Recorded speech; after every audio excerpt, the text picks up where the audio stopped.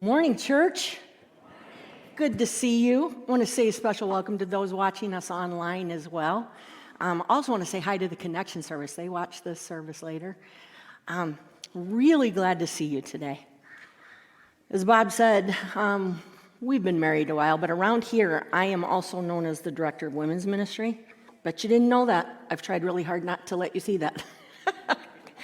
Actually, I love to get women in and get them serving where they're gifted.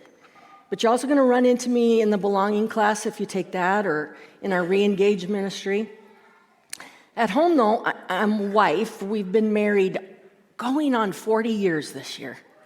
This August, we're going to celebrate our 40th wedding anniversary. How about that? I'm also a mom of 2 adult kids who happen to live in the Phoenix area. This was the most recent picture we have, but it was 4 years ago. So it was at my daughter's wedding, my great son-in-law Nathan there, and my son Zach. But it's missing one very important person. November 13th, I became a new grandma. Right? He is the most perfect baby on the planet, and that's not biased, that's just truth. Little Bennett Robert. They threw in his second name after my daughter's daddy over there. But Bob and I have also been in this church 26 years. Bob's just a couple days away from his actual anniversary. His start date was December 31st, 1998. I couldn't get one picture that was quite that far back because my daughter was 8 months old, but I show this picture in the belonging class. This is sort of what we looked like when we got here. I was young. This is what happened to me.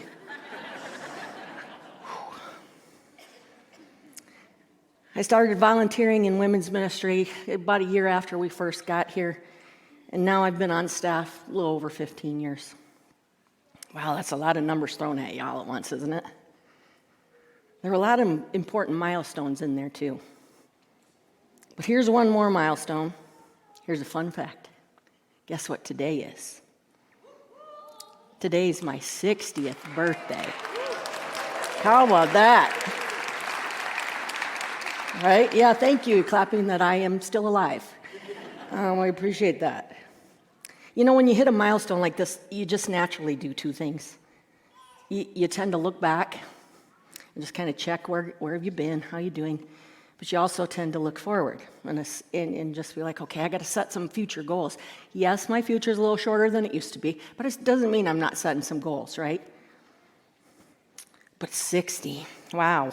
Since that's such a milestone, though, I thought it would be fun to look back at the year I was born, 1964, to see what was happening way back then. When I was born, Lyndon Johnson had served as a year as president, but had just been reelected as president in a landslide against Barry Goldwater. Martin Luther King had just won the Nobel Peace Prize the same month I was born.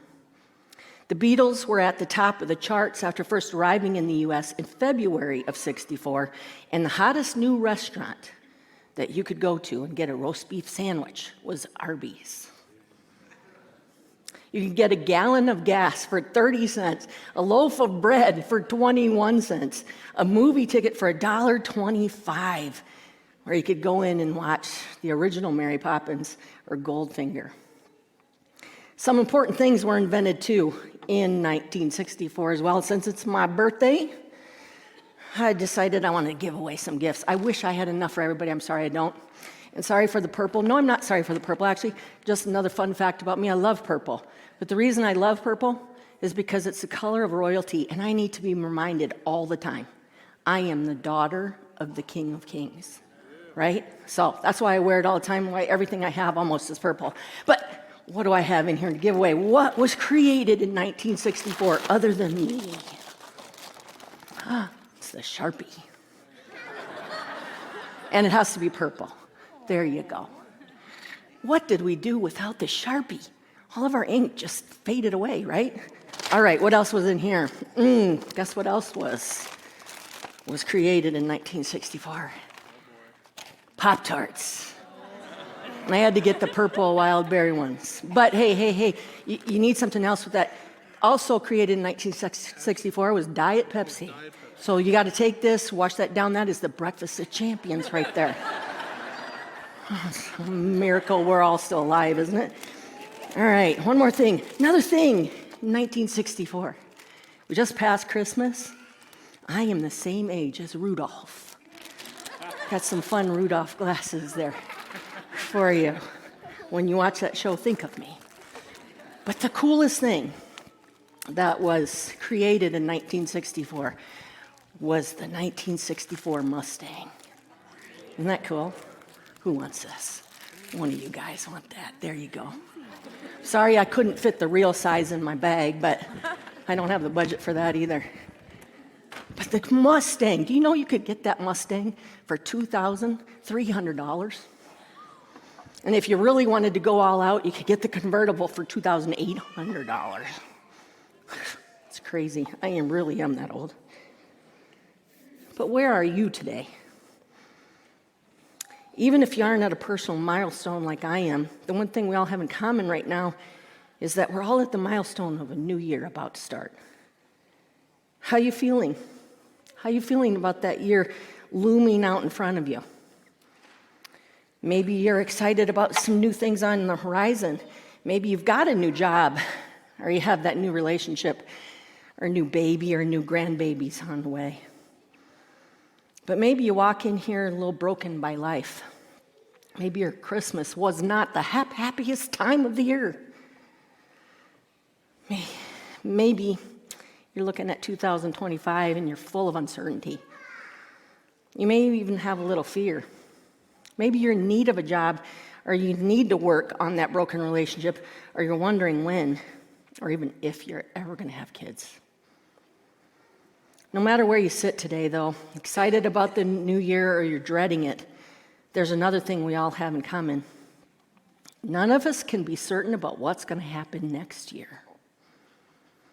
I mean, we are not God, right? Only He knows what our future is going to bring, and for this church, only God knows for sure who's going to be the next lead pastor. But one thing we can be certain of, one thing we can absolutely count on, we're going to have trouble. We can expect there's going to be obstacles and challenges at every stage of the journey this year. That's the one thing you can count on. Isn't that good news? Happy birthday to me. You know, John puts it this way in John 16:33. He says, I've told you these things so that in me you may have peace. Thank goodness, hold on to that part of the verse. In this world you will have trouble. Jesus said that. In this world you will have trouble. But take heart, I have overcome the world. Thank you, Jesus, for sandwiching that for us. But I heard you. In this world, we're going to have trouble. You know, I had something happen to me just before Christmas that illustrates this point perfectly. Let me set the stage for you. With our weird schedules, this year we happened to celebrate our family Christmas the week before Christmas. We were visiting our kids in Arizona because our little grandson's too little to travel yet. I was so excited for it. I had been there for his birth in November, but it had been just over 2 weeks since I'd been there, and I could not wait to get back and see him and just spend some time with him. Oh, and probably my kids too. But only one day into this trip, something unexpected happened. Trouble found me. Picture this. It's nighttime. It's dark outside. We had just gotten into bed when I realized I needed a Kleenex. So I made my way in the dark to the walk-in closet because that's where my suitcase was with my Kleenex. I flip on the closet light and grab one. But while I'm there, and since I'm up, I think I'll go get myself a drink of water too. I mean, at this age, you got to maximize your trips, right? Now, I'm also trying to be quiet because Bob is now asleep, and I don't want to wake him up. Seriously, the man falls asleep in 5 minutes. It's so annoying. Oh. So now with my Kleenex in hand, I flip the closet light off and make a quick motion to leave the closet, intending to go quietly and get some water. It's also important to note here, I also have my glasses on because I'm blind without them. All right, so to recap really fast, I'm in an unfamiliar place, glasses on, it's dark outside, just had the light on, turn the light off, and start moving. But my eyes hadn't adjusted to the light change yet. Test yourself on that one time. And here's what happened. Isn't that gross? That was just 10 days ago. Yep, I ran straight into the door jam, right eye first. And my glasses didn't even break. Stupid glasses. They actually are the thing that sliced my eye there. I ran right into it, sliced it. It literally knocked me to the ground. Bob jumps out of bed and kept asking me, what happened? What happened? All I could say was, I think I'm hurt bad. Bob starts searching for the light, and all I can feel in the dark is a lot of dripping down my face. And it was not coming from my nose. And my little Kleenex wasn't going to do the job. It was a lot of blood. But we were able to stop the bleeding without stitches after an emergency trip to Walgreens. So much for Bob's sleep. Sorry, hon. My eye actually got a lot worse over the next few days, but you don't need to see that picture. But what I did find myself doing, man, that's a lovely shade of purple, isn't it? I did find myself saying this all the time, cut me, Mick, cut me, because I felt like I looked just like Rocky. It got super swollen and gross. But hey, can I pause here for just a second, and can I ask, has any other pastor or speaker has any other one taken one to the face just for the sake of a sermon illustration? A bunch of slackers. Ugh. I definitely didn't expect to run into trouble like this. I just wanted to spend time with my grandbaby. And instead, my family's insistence the next day, because they were a little freaked out. I mean, I was starting to look like Rocky there. I wasted 2 hours waiting to be seen at an urgent care, only to have the doctor say, who looked at me and he said, wow, that looks like it hurts. Thanks. I literally didn't see it coming. You get it? Wink, wink. Now I can wink my eye. It's getting better. In the early moments after it happened, though, I wasn't even sure what to do. What do we do when the trouble Jesus said would find us and that actually smacks us in the face?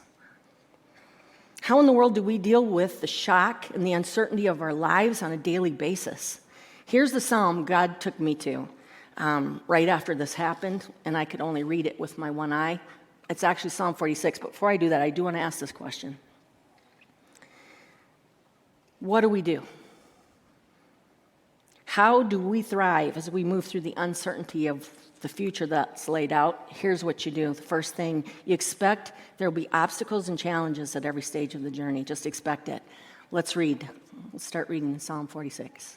Here's what it says. God's our refuge and strength, an ever-present help in trouble. We're going to expect it, but he's there. God is our refuge and strength. He is our very present help. We don't have to be afraid or panic because God is available, powerful, and faithful. Where do you find your refuge when life gets overwhelming for you? Do you find it in your job? You find your security in your own ability, maybe your bank account or your 401k. Maybe it's property you own. Maybe it's your family. Maybe it's your past successes. Where do you go to find your shelter? What truths do you turn to when you need strength? This psalm communicates one truth so powerfully. We will have trouble, but God is the place we can turn for shelter and security. You know, at this age, and this is saying something now, there's one thing I do know for sure. I personally have lived a very difficult life. The other thing about the 60s is I am what you would call a child of thalidomide. Didn't even know that's how you should say it. Found that out recently. Tells you how often I listen to Billy Joel, but it's listed in the song, We Didn't Start the Fire. He says, children of thalidomide. I'm like, oh, that's me. Thalidomide was a drug they gave in the late 50s, early 60s to pregnant moms for nausea. Not a good idea. When I Googled this, I found my community. There's a whole bunch of us out there, didn't even realize it. It caused a lot of birth defects in the limbs. I was born without a fibula bone in my right leg, and I had an amputation at age 8.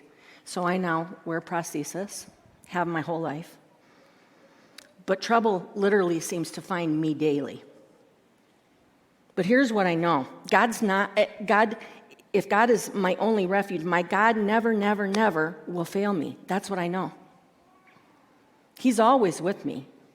Even when the circumstances don't seem to reflect that, and even when he doesn't answer my prayers the way I want him to. Many times he hasn't even given me my way.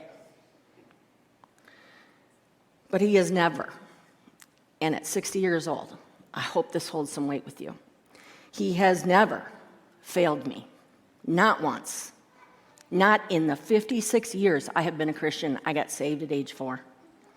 Not once. But when you get smacked in the face with life's difficulties, it can shake your security, and it can leave you feeling unstable and abandoned. Sometimes we even feel like God hates us and is unconcerned with our situation. Let's keep reading now in the Psalm, in verse 2. Therefore, we will not fear, though the earth give way and the mountains fall into the heart of the sea, though its waters roar and foam and the mountains quake with their surging. No matter what happens, no matter what life brings, in God's care, even when the ground we're standing on literally falls out from under our feet, when chaos surrounds us, God is our refuge and protector. He's our shelter. He can, and we can turn to when everything that once seemed so solid and secure, like a mountain, starts melting away. You know, this psalm communicates one truth so powerfully, like Jesus said in the book of John, we will have trouble, but God is the place we can turn. What's the next question? Here it is. How do you thrive when the future feels so uncertain? Trust the one person you can count on. The beauty of God's presence is that it can override our natural tendency to be afraid and panic. There's a river that can bring both peace and gladness. It doesn't make sense to the natural mind that there is a God so powerful he can calm the soul of the human heart in the middle of chaos. But he will calm it if we trust him. God promises 2 things. He is with us. He knows where we're going. But if you don't know that in this world you're going to have trouble, then when difficulties come, you can take them personally and feel like God doesn't care. God is with you. Max Lucado talks about it this way. He says, you can see God cares for you and about you. Don't miss the wonder of it. We can conclude that God knows your name. He knows your thoughts. He knows exactly where you are at any moment. Geographically, where you are, emotionally, how you're feeling, intellectually, what you're thinking. He knows the balance in your bank account, the weariness in your bodies, the anxiety in your heart, and any darkness shadowing your soul. You can choose to face your life from the position of an outsider who is asking the question, why do bad things keep happening to me? Or you can choose to experience life from the position of a dearly loved son or daughter. I don't know what's going to happen next, but I trust you, and I believe you have my best interest at heart. God, I know you love me, and you are with me, even though I don't understand why this is happening. I know that you know what you're doing. I know some people dread getting older, but other than the fact that things creak and crack in my body where they didn't used to, I actually enjoy being this age. There really is something to be celebrated about making it to this decade of my life. I have a lot to look back on. And when I do look back, I realized pretty recently, for the first time, I was talking to one of my good friends who happens to be in her 20s. By the way, it's really good to have friends of different ages so you don't get stuck in your own decade. But I realized that I spent a lot of time preparing for someday. It started as a little girl, when we'd sing, "Someday my prince will come and I will live happily ever after." But even as I grew into adulthood, I lived a lot of life always looking ahead. Someday I'd like to do this, or someday I hope to have enough money to do that, or someday God will use me to do fill in the blank. then I will be happy. Or someday I will get to retire. I mean, I am closer to that milestone than I kind of hope to be, but we do have to make plans for someday. God does require that. But so much of my life was focusing on that what I realized recently is I kind of forgot that God has a purpose for me today. And I need to spend some time living out that purpose. I also realized that since in this world I will have trouble, my happily ever after ending was not going to happen here. All that stuff I'm striving for, I'm going to be happy. Not going to happen here. It's the next thing. And what can we do? How do we thrive in this life? Actually, go back to this. The next thing we can do. Sorry. Nope, I'm totally lost in my head. Bob, you're giving me signals. What? Oh, it's okay. This is what happens. So God reminds me I'm not perfect, and I'm not Him, and that's all right.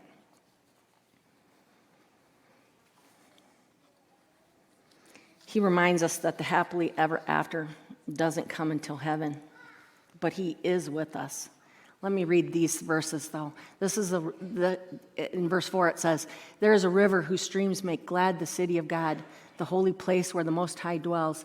God is within her. She will not fall." Oh, God's there. God will help her at the break of day. Nations are in an uproar. Kingdoms fall. He lifts His voice, and the earth melts. Ooh, that's good. That's all He has to do. That's the God we serve. The Lord Almighty is with us. The God of Jacob is our fortress. Man, you can't beat that. What's the next thing you got to do after you trust? You have to remember that happily ever after doesn't come until heaven. But do not forget He is with us now. There is a day coming when all of our troubles will end. God will make everything right and end all conflict throughout the entire earth. Every single instrument of war will be thrown away. Isn't that cool to think about? Let's look at the last part of that psalm. Verses 8 and 9. "Come and see what the Lord has done, the desolations He has brought on the earth. He makes wars cease to the ends of the earth. He breaks the bow and shatters the spear. He burns the shields with fire. He stops wars." Man, that's some power. Here's a verse I'm sure you've probably heard before. He says, "Be still and know that I am God." I like the CSB version of this. It says, "Stop fighting and know that I'm God. I will be exalted among the nations. I will be exalted in the earth. The Lord Almighty is with us. The God of Jacob is our fortress." Be still is both a challenge here and a form of comfort.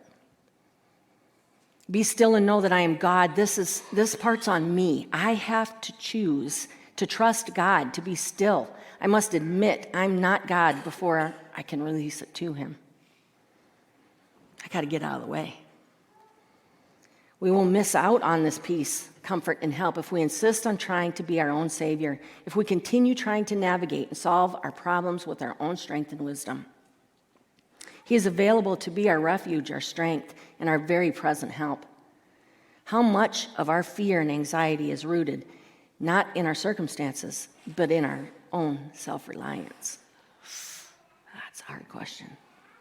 We have to stop all our restless worrying and frantically doing and be still.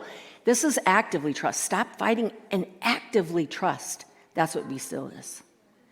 We must actively hand our troubles, heartache, crisis, finances, and broken relationships to God. One day we're going to get to experience everything God has for us, but it's not today. The Apostle Paul says this about what we have to look forward to, our someday. Look at this verse, 2 Corinthians. Actually, isn't this 1 Corinthians? I think I have that. This is wrong. But it's 1 Corinthians 2:9.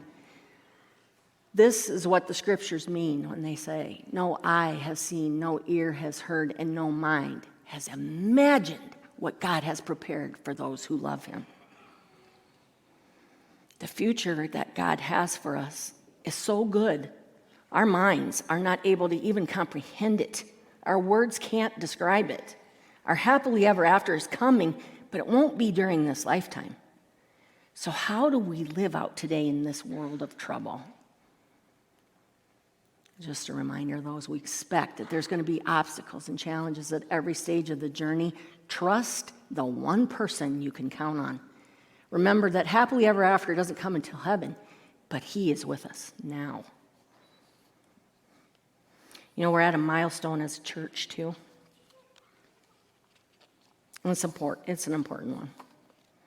We're looking for our next lead pastor. This is a crucial decision for every church.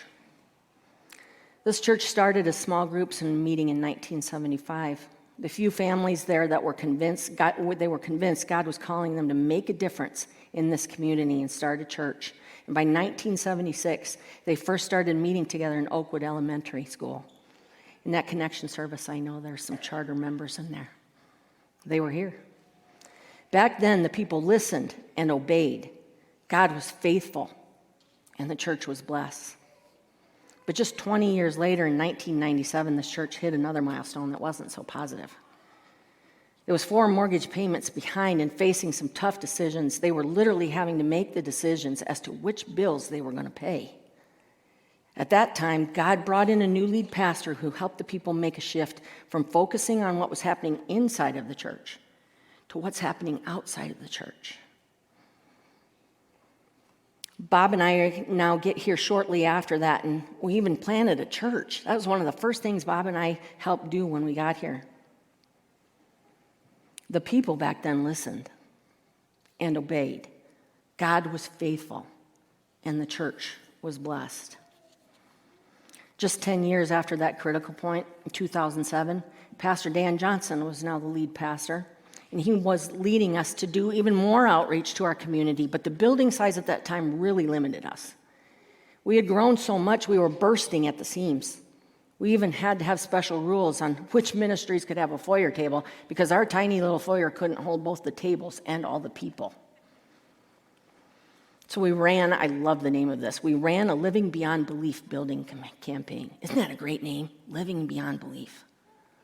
And in faith, this church took out a massive loan, eventually ending up close to $7 million to build the part of the building you're sitting in right now. But what no one knew then is that we were about to hit a massive recession. It was the worst time to build. But again, the people listened and obeyed.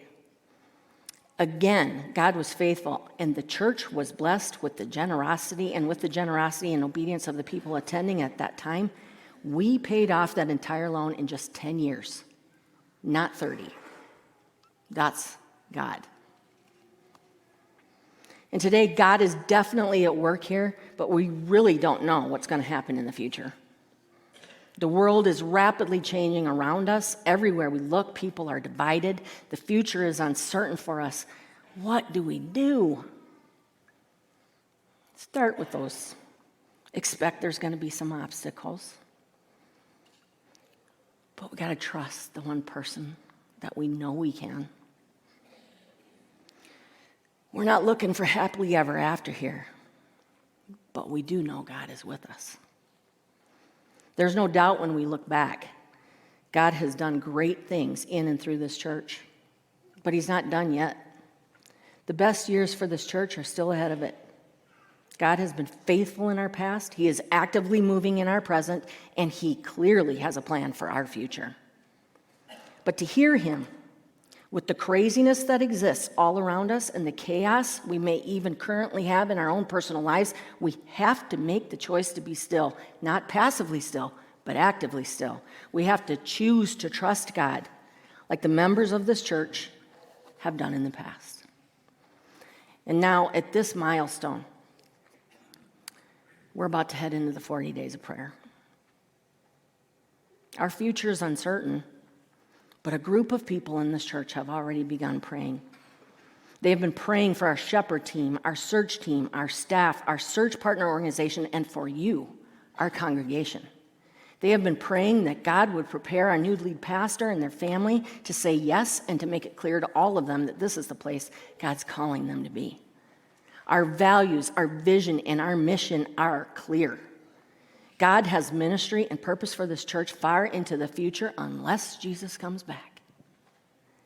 For the church's someday. There are plans for that. And we are faithfully planning. But ministry around here has never stopped. He has purpose for our today, right now. And here's that purpose. This is the milestone. We're about to head into these 40 days, and it starts next week. In these next 40 days, we now have the opportunity to unite as a congregation in a very special way and pray. I believe these next 40 days are the next milestone for this church. Think about it. Wouldn't it be great if in another 25 years, one of the younger people currently on staff, wouldn't it be great if they were still here in 25 years? They got to stand up here and say, do you remember those 40 days that we started 2025 with? That changed us. And God moved. That was the point. God started to do fill in the blank. If we pray, listen, and obey God now as the members of this church have done in the past, there is no limit to how God will use this church, and there is no limit to how God is going to use you as well. We're all being called to unite. As we close, I want to clearly say this. When Bob and I are counseling with people, he is so eloquent. He is gifted with words. And I am an introvert, and I am the straight shooter. So a lot of times we're sitting there, and Bob's so eloquent. I'm like, and you need, I don't do that, but it just comes out. So sorry if this feels a little strong to you. Actually, I'm not sorry. I know this is what God wants me to say. This 40 days is not just for our prayer team. This 40 days is not just for the people who are already on the text chain and have been faithfully praying. This 40 days is for every single one of you sitting in these seats. Every single one of you. Every single one of you in the connection service. Every single one of you watching us online. God is calling us strongly to pray right now and do it together. There is something powerful about doing it together. So I'm going to encourage you, even if you're not comfortable, you're like, man, I don't have a lot of experience praying. This is the perfect time to start. Start now. If you're not sure how to do it, pick up the book Bob was showing you, The 40 Days of Prayer, to help walk you through it. Come to our services. Man, do we have a great lineup of pastors and speakers talking about some amazing things that'll help you. But do not miss out on the connection that you personally, first of all, can have. But this is a milestone for our church. And this is special. So please, sign up. Do it. Make time on those Tuesday nights to come. Don't worry, we're not going to make you do something weird. Just come. Experience and see the movement of God. Listen to Him. And we're going to obey Him. And we're going to watch Him bless. Would you pray with me? Dear Heavenly Father, God, thank you for using such an imperfect vessel as me. God, I just pray that any mistakes made here, people just forget. Because it's not about me. It's about you. And it's about your word here. God, thank you. Thank you. And we praise you for the work you have done in this place. The outreach you have done has literally reached around the world. God, we come to you. We also just want to quickly say, God, if we've done something that's wrong, and we have, we're not you. Please forgive us for that. Our hearts are to come and serve you. God, please continue to do your work in this place, and we ask you to just bless it.